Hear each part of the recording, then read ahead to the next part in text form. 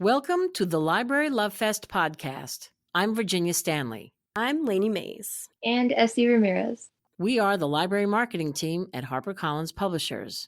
Join us every week as we present buzzworthy books through author interviews, conversations with editors, and expert opinions from librarians like you. Enjoy the show. Book Buzz, HarperCollins Book Buzz. Check it out.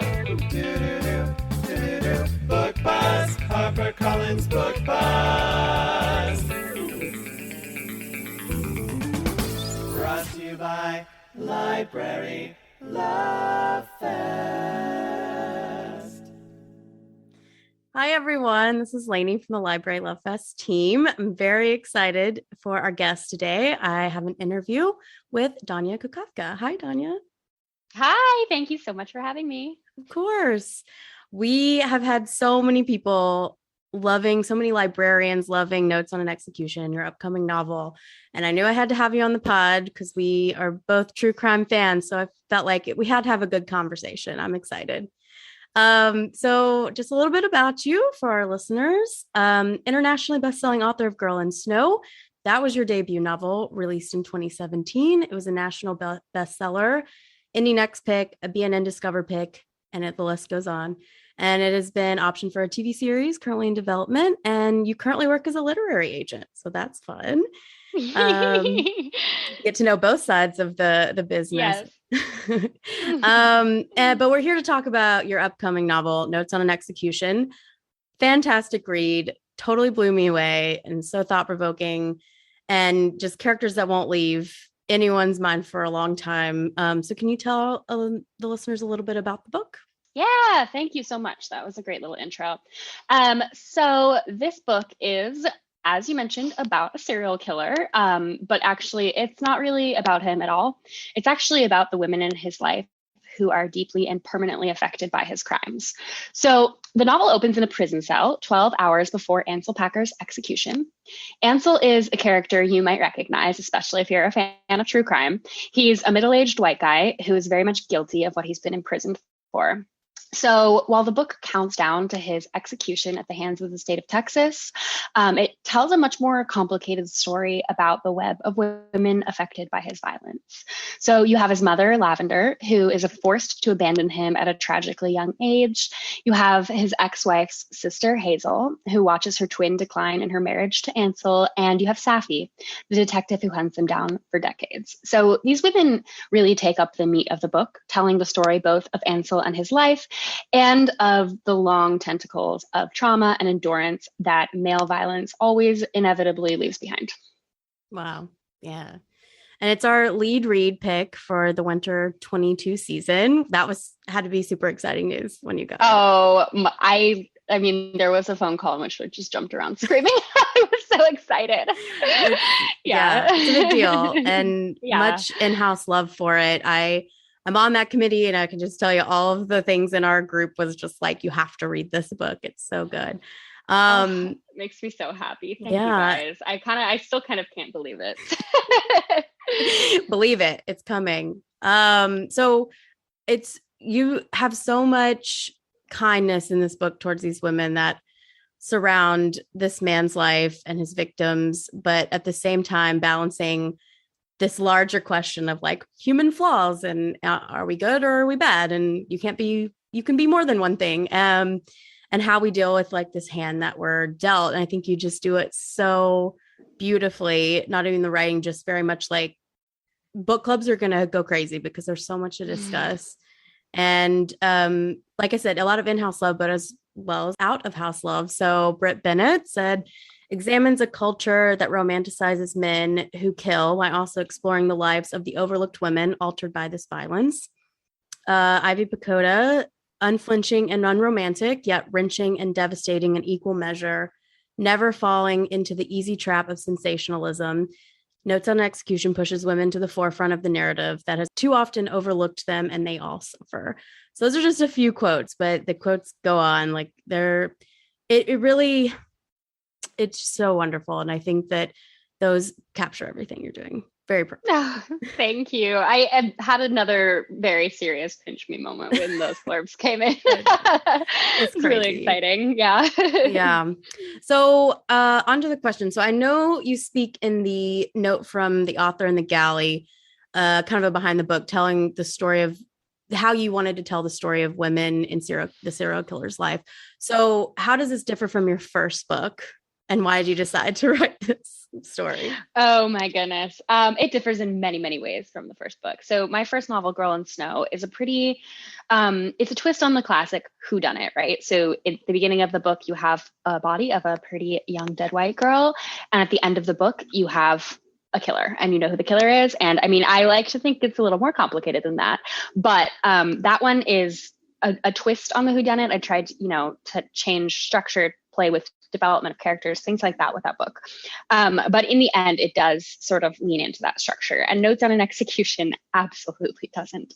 I think this book is not about who killed the women. You know from the first page who killed the women. It's Ansel Packer. It's this guy. He did it. He's in prison.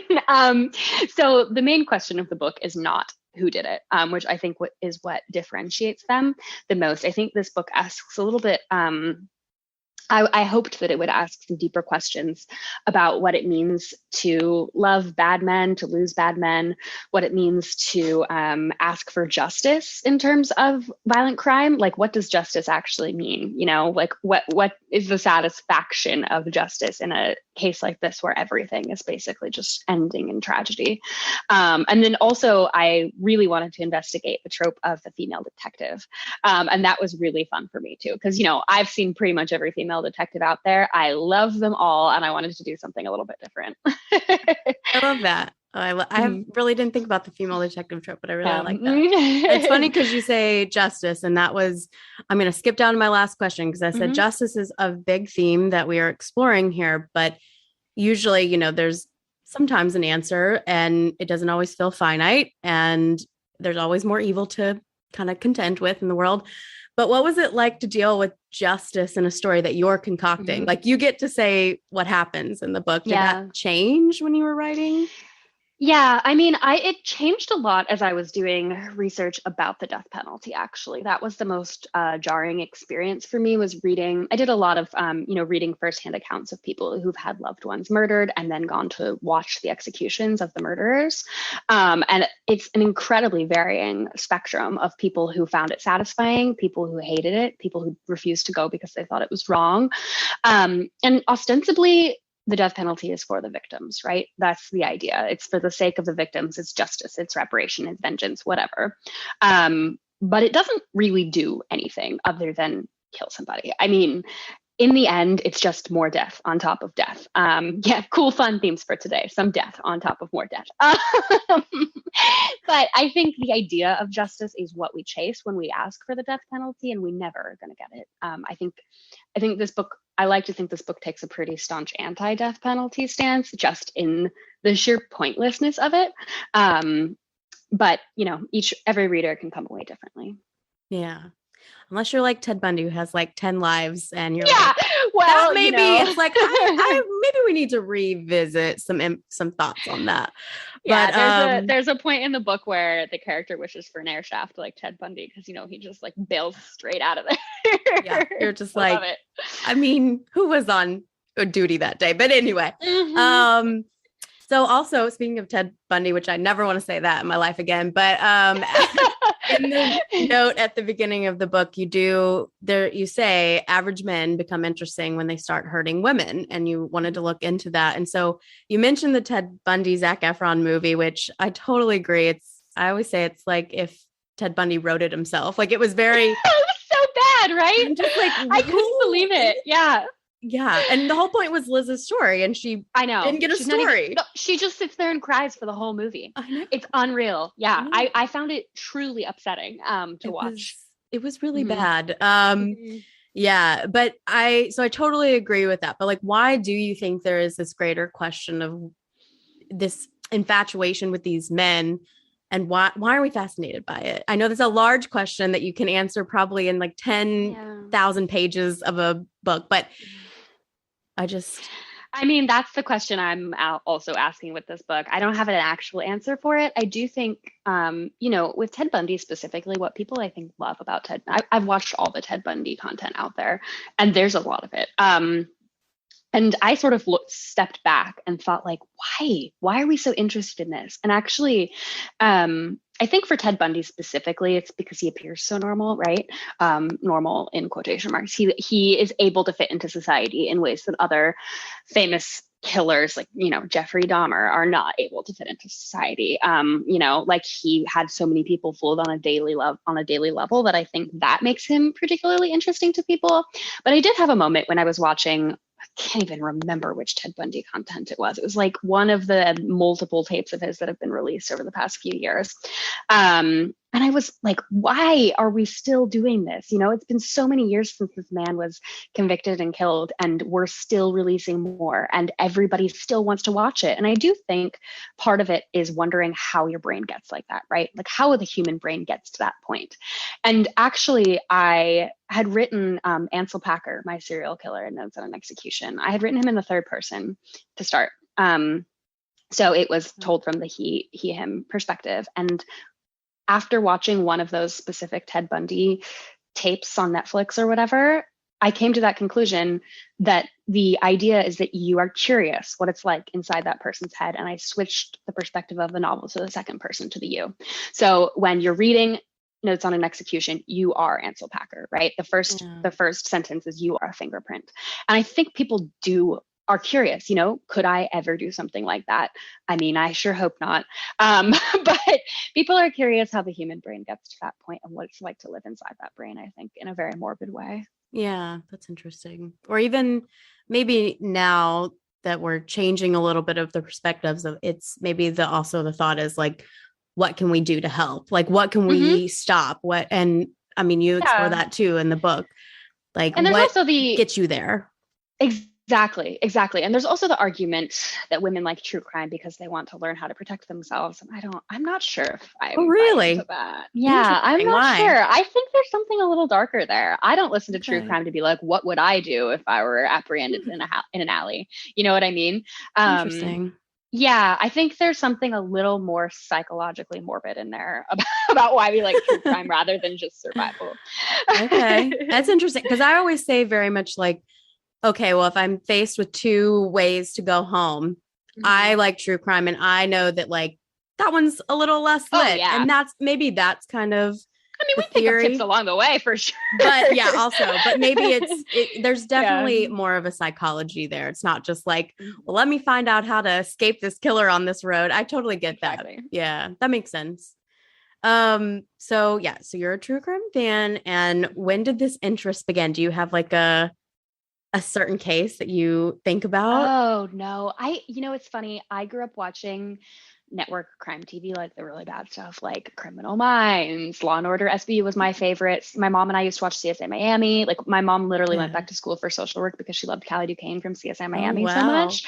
I was always a huge fan of Olivia Benson, still am to this day. And that was really where my interest in the narrative started taking shape, was because I just ingested so much of it that at a certain point you become numb to the dead bodies, you become numb to the hunt and the chase, and you want more. And I think that is sort of how I ended up here. And then in terms of true crime, I would say that actually has come a little bit later in life.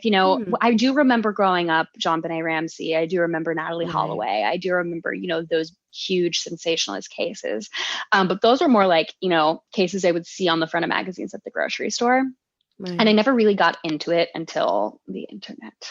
And then, so I think a little bit later on in life is when I became more interested in true crime, when podcasts started to explode and things like that. Okay. Yeah. So you talked a little bit about research, but was there any other research or like presumed characteristics of killers that you employed when writing Ansel's character? Yes and no. I watched a lot of Mindhunter, which I love. Mindhunter. But I was really careful to avoid a lot of those characteristics and a lot of those tropes, because the whole point, and I think there's one point at which the character Safi, the detective, says, like, every human brain is different. Every human brain is wrong in different ways and right in different ways. And by sort of putting killers in these categories, we dehumanize them as we maybe want to, but that was not what I wanted to do here. I did not want to say like, this guy's just a psycho.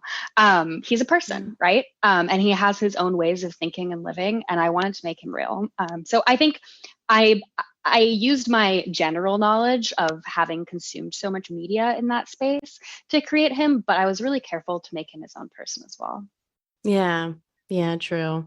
And you do such a wonderful job with showing those complications, like how this monster is created. I mean, he had a terrible childhood, but he also kind of has signs of darker issues going on. So it's like, can't really blame that. But these women, I feel, represent these like fractals of like the life he could have lived, or like the coping methods he could have employed. And I love that it kind of says like, there's no excuse. Like we all go through terrible things, and your brain may be hardwired for different things. But then I started feeling bad for Ansel's background, and you're just like, I don't know. It is a great job of exploring his heartaches and his pains, as well as the terrible things. Was it hard to sympathize when writing him? No, it was surprisingly not. I mean, I really went into this book thinking like, I actually maybe went into this book with the mindset that I'm trying to escape within the book, which is like, oh, this guy is interesting because he killed people, right? And then through writing it, I discovered that he wasn't. One of my favorite things about writing this book was I won't give too much away, but the Safi character, the detective, has a very similar upbringing to Ansel, and she becomes not a murderer. And I had a lot of fun paralleling them and showing the ways in which actually you are responsible for your choices, no matter what happened to you in life. And you are responsible for every day that you live and every choice that you make. Yeah, I know. I loved her character. And she really had this like stick-to-itiveness that she really stuck to what she thought. And what are some of the skills, or like even knowing him prior to like while they were growing up, what helped her in pursuing him? Do you mean like her detective skills? Yeah, I don't know. Like, do you think it was mainly because she knew of him and could kind of connect things, or what do you think? I think so. I believe if you have a traumatic childhood like they do, and I've done a little bit of research in this space, but if you have traumatic childhood like they do, you learn how to adapt, right? You learn how to read people very carefully, which both of them are extremely good at. Him for killing people, her for finding killers, right? You learn body language, you learn things like just basic survival tactics that can be applied both to murdering and to police work. That I think totally kind of go hand in hand. Again, you can choose how you live your life. Exactly. And you are held to those things that you do. Yeah, true. So these three women who are so fascinating, but how did you pick these three women? More specifically, I guess the question is also Hazel, who is Jenny's sister. Like, why not tell Jenny's story, who is Ansel's wife? So it's like, why pick the sister instead of the person who knows him probably better?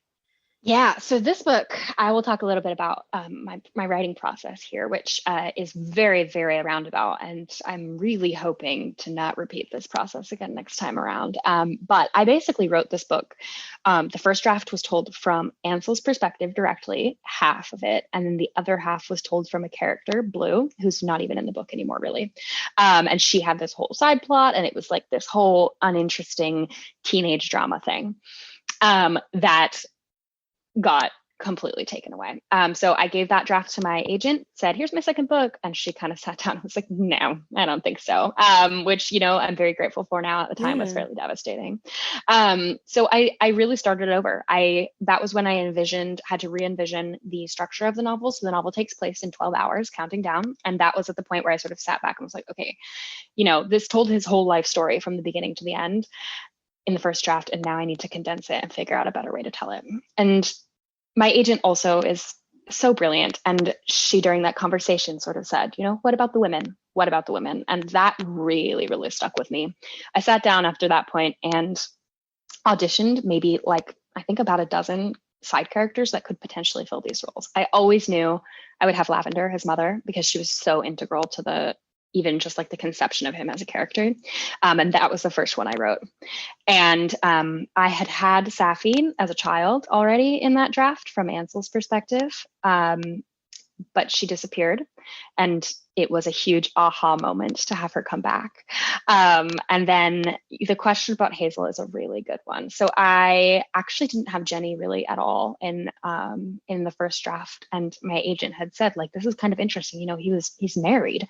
How does that look? What is that like? And I didn't feel like I wanted to tell it from Jenny's perspective, just because I didn't quite want to get into sort of the like victimization of her. I was more interested in showing the longer reach, right?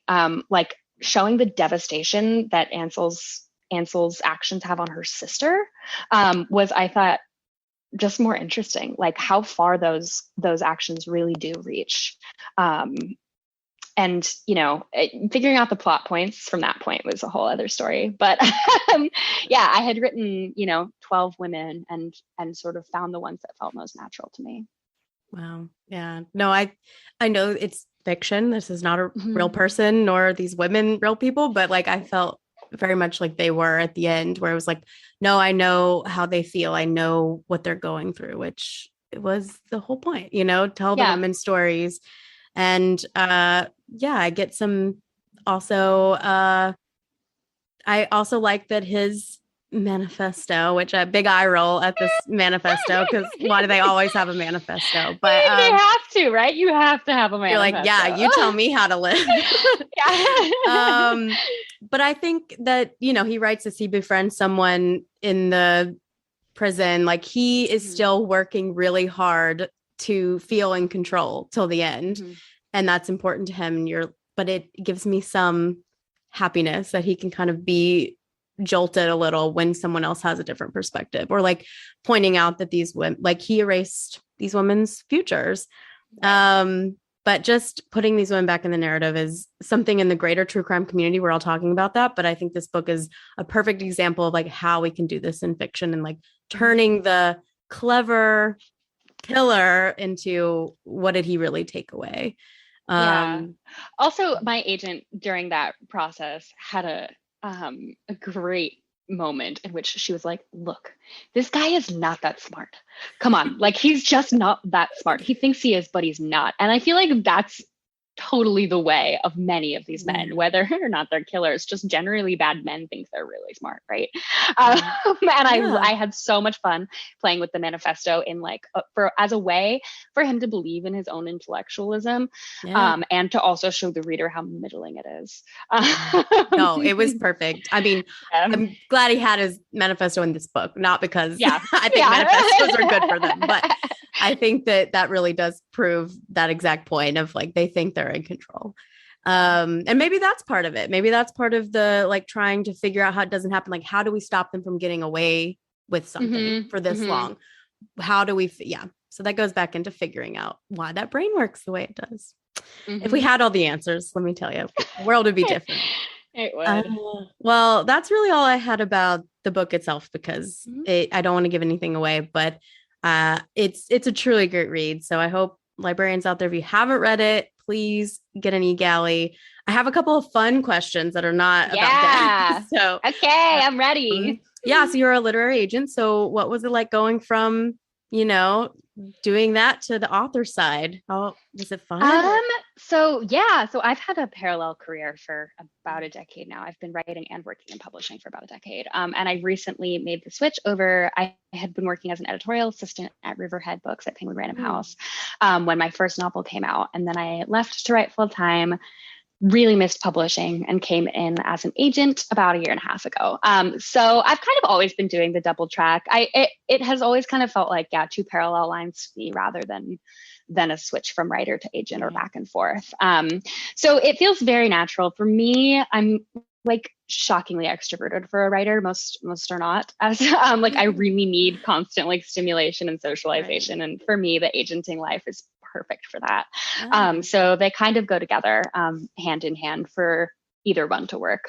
That's awesome. What do you read as what are you looking for? Like, what do you usually read? Are they crime or? Yeah, I want to be doing a lot of crime and suspense. I love true crime. If you're writing a smart true crime proposal, please send it my way. I'm really looking for, I'll put out the call. I'm looking for horror, thriller, suspense, mystery in the non-white lady space. I would love to see more of that. I love like experimental fiction, speculative fiction. I do. So anything basically that like reads really quickly and beautifully and also has a little genre edge to it, I really love. Cool. Are there authors in the crime or true crime space that you just generally admire? Like, who do you like to read for fun? Oh, absolutely. So I loved, one of my favorite books ever was The Fact of a Body by Alexandria Marzana Lesnevich. I think it is one of the most beautiful true crime books ever written. I absolutely recommend it. I really love Savage Appetites. And that is a wonderful true crime book that profiles 4 different crimes by women. And it's fantastic. And she's super, super smart. And then what else? You know, some of the classic true crime isn't really doing it for me these days, but I'm really into podcasts for true crime, as I'm sure you all are. I really enjoyed One Click, which is Elle Fanning's podcast about this diet pill people are ordering on the internet and dying from. It's a really crazy story. And then I also just listened to Missing on 9/11, which is about, have you heard of that one? I haven't. It's devastating. Fascinating. Yeah, it's about a woman who went missing in Lower Manhattan the night before 9/11 and was never found, and they're not sure if she died in 9/11 or after or before or what happened to her or if she's still out there somewhere. So it's very, very fascinating. Those have been some of my favorite true crimes lately. Writing it down. That sounds really great. Are you a fan of Tori Telfer at all? Have you read her stuff? I do not know her stuff. If you like, if you find it interesting to hear about like female specific crimes, she does a few podcasts, but she has a book called Lady Killers and a book called Confident Women, all about con women. Anyway, she's like my favorite. I'm writing that down. That sounds so good. Okay. The audiobooks are really wonderful. So I love audio. Yeah. I picked up knitting during the pandemic. I'm like a constant knitter. I knitted this cardigan I'm wearing right now. That's impressive. You can't see it, but this is a very impressive cardigan. So I'm constantly listening to audio while I'm knitting, and I love it. Okay. So I'm totally going to get that one. Get yourself some female-centered crime. Yeah. Love it. Yeah. Okay. So the last question, and I find this very fun, and I found the article, so I understand, but on your Instagram, it says pickle enthusiast, which I really appreciate. Yes. And can you tell them why you are a pickle enthusiast? Oh, I love pickles. They're my favorite food. If I could eat anything, and only one thing ever, it would just be pickles. When I was growing up, I grew up in Colorado, but my grandmother and her whole family lived on Long Island in New York, and we would go to the deli where they had those huge pickle barrels, and it was like the best thing of my life. I always loved going to New York specifically for the pickles, and I started making pickles myself a few years ago, and that was a real adventure. I basically have been perfecting my recipe for a long time. I still haven't totally nailed it, but I have to say I think they're pretty good. That is impressive. I would not know where to begin, but it's funny because that Literary Hub article that is on your website about why you are a pickle enthusiast. It's so funny because I love pickles too, but I have like these seminal growing up story. Like I would go to my grandparents in the summer and my cousin and I would eat pickles and rent Blockbuster movies. And I'm like, why are grandparents and pickles why do they go together? I don't know, but they go together so beautifully. So I very much enjoyed that article. Oh, good. I'm glad. Well, from one pickle enthusiast to another, thank you so much for coming on. And like I said, everyone needs to go get the eGalley. The book is out January 25th, and that's our lead read for the season. Notes on Execution. Thank you so much for having me. This was so fun. Of course. Bye, guys. Bye. Thank you for listening to the Library Love Fest podcast. For more information on this week's episode, go to librarylovefest.com. Enjoying the show? We would love to hear what you think. Find us on Facebook and Twitter at Library Love Fest and on Instagram at Harper Library. Be sure to rate and review us on Apple Podcasts and share the show with a friend. Lastly, if you enjoy our show, we bet you'll enjoy all of the other podcasts from HarperCollins publishers. Find a list of shows at harpercollins.com/podcast. See you next week.